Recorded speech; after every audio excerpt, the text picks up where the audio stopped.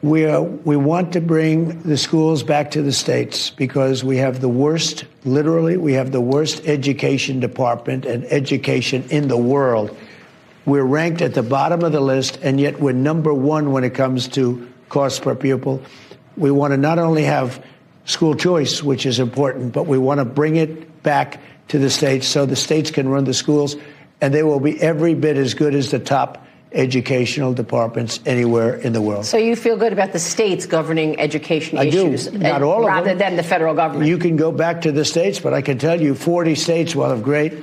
And then same ones that we have problems with everything else, they probably won't do as well, but we'll help them. That's We're right. going to have growth like you've never seen before. Oh, that's true. Yeah, you said that. We're going to have growth.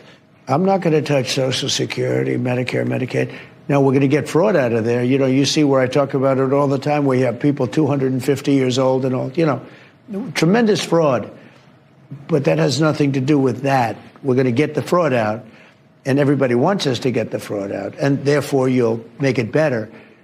But we're going to have tremendous growth. When you look at all of the car companies that are now coming into the United States, and they've been announcing, like on a daily basis, they're going to build their plants, and they're going to create tremendous numbers of jobs, and so many other things.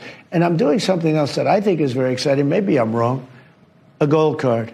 For $5 million, you buy a path to citizenship in this country. We'll see.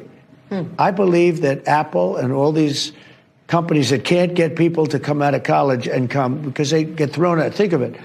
You graduate number one at the Wharton School of Finance or Harvard or Stanford, and you get thrown out of the country. You can't stay more than one day. And they want to hire these people, but they can't. They've complained to me about it.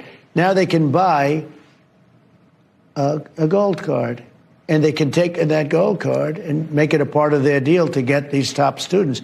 No different than an athlete, like a bonus. It's a signing bonus.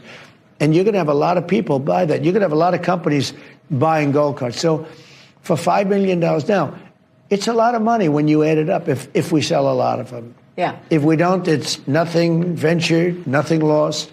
But I think it's going to be very successful. You can't get a green card. A green card, this would be a green card on steroids.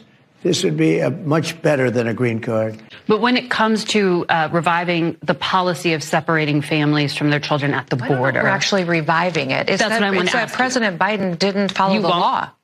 He didn't follow the law in the fact that it's always been equally applied until his administration. And then he made decisions to ignore federal law in how he handled immigration and enforcement within our borders. And so today we're expanding our team at ICE, and we're going to have an acting director in Todd Lyons, who has a long history with Tom Homan. They have worked together to build on these enforcement operations. We're also naming a deputy secretary in Madison Sheehan that was going to be another expansion of this team. They've done incredible work cleaning up our communities and making them safer.